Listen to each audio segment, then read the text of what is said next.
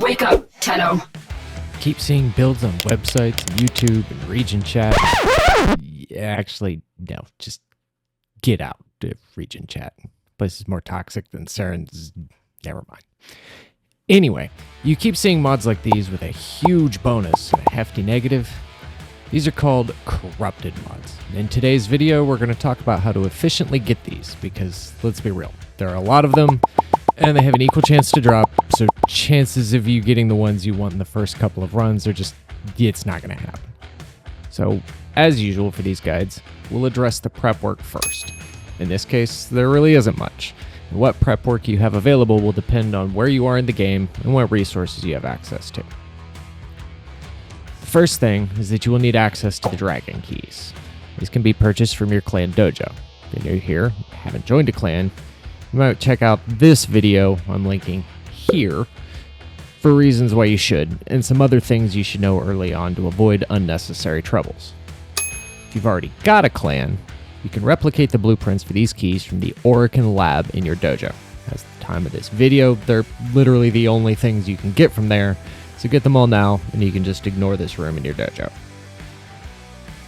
Second thing you're going to need is a frame that can handle the debuffs the keys give. We'll touch more on this in a minute, but if you're doing this solo, which most of us are for farming purposes, you'll want to look at Rhino or Titania. Technically, Titania can do this faster, but only if you're a pro at zipping through infested tunnels at 100 miles an hour. The prime versions of both of these are currently vaulted, so you'll have to get them off other players, and the price will vary greatly depending on what platform you're playing on. Check out warframe.market or something for your platform for that. The normal versions of their frames, Rhino's blueprint is in the market, and his other three parts come from the Jackal on Venus. All four of Titania's parts come from doing the quest called the Silver Grove. I'll be using the prime versions of both of these in this video because my helmet ain't the normal ones, but it makes zero difference whether you use the normal or prime for this, except on Titania you'll have to stop and use a squad energy restore now and then if you burn through all your energy and fall out of fairy form. So you might add that onto your prep list if you're planning on using her. The other things that can help but aren't necessary are an AoE or beam weapon with fire or gas to deal with the enemies. I'm using the Convectrix in the background videos, but honestly most anything that can kill level 20-ish infested will be fine. And if you have access to it, the jelly bean ship called Parallax that drops on the Zeraman. Don't worry if it looks ridiculous, you only care about its air support ability known as the Orokin Eye, which marks some important things within 150 meters of its use. As of update 34, the doors we are looking for are considered important enough for the bean to find. You can also purchase this ship for absurdly cheap off other players. It usually runs in the 10 to 20 platinum range. This will make things go much faster a good chunk of the time, but it also needs materials from the Zeraman to build, which you may not have access to yet. That's pretty much everything you need to get and build, so let's talk about the overview and those keys we just built.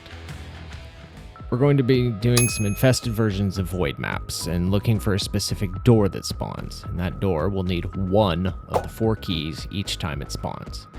To guarantee we can open it if we find it then, we're going to need to bring in all 4 keys, but these keys each give you a nasty debuff. The hobbled key makes you move like a snail.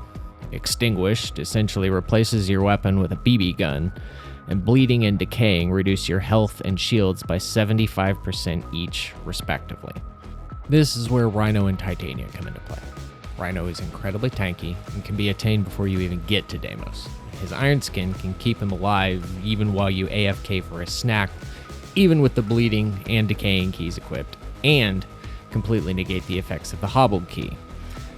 That means the only key not directly countered by his second ability alone is the Extinguish key that reduces damage, and Rhino's Roar can help you with that.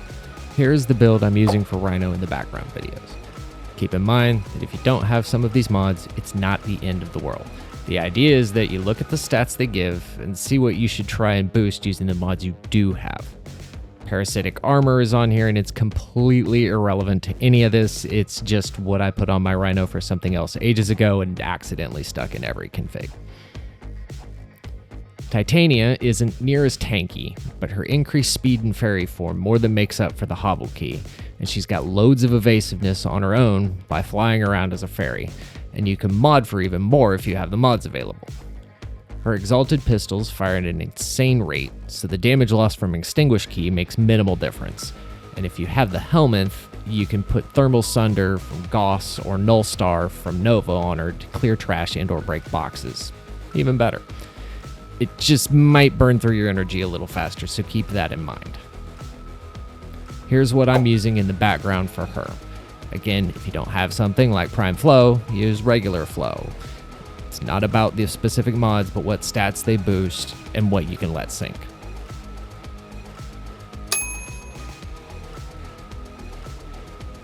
So make sure you equip all the keys you need on your gear wheel. They do have to be equipped to use them. And then we're going to launch into this capture mission here on Deimos called Horrend. For best results, always use Horrend or Flagius, whatever that's called. But Horrend is significantly faster if you're just trying to rush through each one of these. When you landed in the mission from your magic vent grate, if you're on Rhino, you can either pop your iron skin right away, or if you're using augment like my build is, you can try and find some enemies to charge into first and then pop your iron skin for some additional oomph. If you're on Titania, just shrink down into fairy and you're on your way. If you don't have preparation, then you'll have a few seconds of sitting here waiting for your energy to fill up beforehand, but no big deal. Once we're moving forward, the first thing we're going to do is generally beeline it for the target. After you've done these a bit, you may be comfortable letting it be for a minute, but we don't want to fail the mission on accident early on, so we'll just get that out of the way. Now we are off to find the vault door. This seems like it is extremely obvious. Then it is, but it's also pretty easy to miss. Sometimes it's hidden in offshoot corridors, sometimes you'll run right by it and not notice it. If you have the Orican Eye support ability, here's probably a good place to try it. One vault is guaranteed to spawn in here every time, but that doesn't mean you'll find it quickly every time, and quickly also translates to efficiently here. There's several videos out there, people giving you every single possible vault location in every room tile that can spawn in here, but in my experience I've had much more success and much less frustration simply remembering a few of these and doing less searching than looking for the doors. My advice is to do a few of these and scour. Maybe use one of those guides, but don't try and keep those guides up while looking or anything like that. Unless you have a photographic memory and keep all that in your head, you're just going to waste time. Go searching, find a vault. Remember what the room that vault was in looks like. Every time you see that room in future runs, you may have a vault door there. That's how tile set games like Warframe work. As you do these, you'll find and remember enough of these to etch them into your memory. But especially at first, just focus on remembering a small few. Once more, just remember a few. So we find our vault, then we hightail it to extraction. We see what we get, we go grab more keys out of the foundry. I always keep one on me, have one building while I'm running. Equip the new key to replace the one we used, back in. Capture target, look, don't search. Make our way towards extraction. We want to be in and out of here in under 3 minutes, where searching every possible location is going to take you 10 or more minutes in each run, and you will find a vault at least one of your runs in that same time period doing it this way. As you get faster, you'll fit more runs in that same time period, and you'll find more vaults. Rinse and repeat ad nauseum. A few things as final notes here.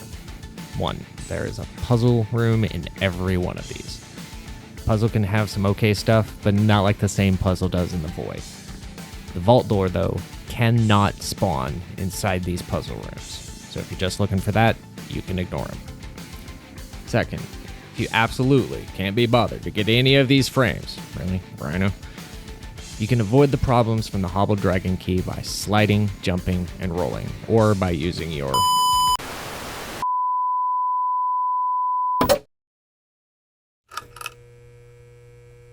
Well, that wraps it up for this one, Tenno.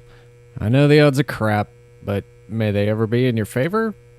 And if this video helped you out, please do me a favor. Pop down below, hit the like and subscribe buttons so you can catch when I put out the next one. Happy hunting!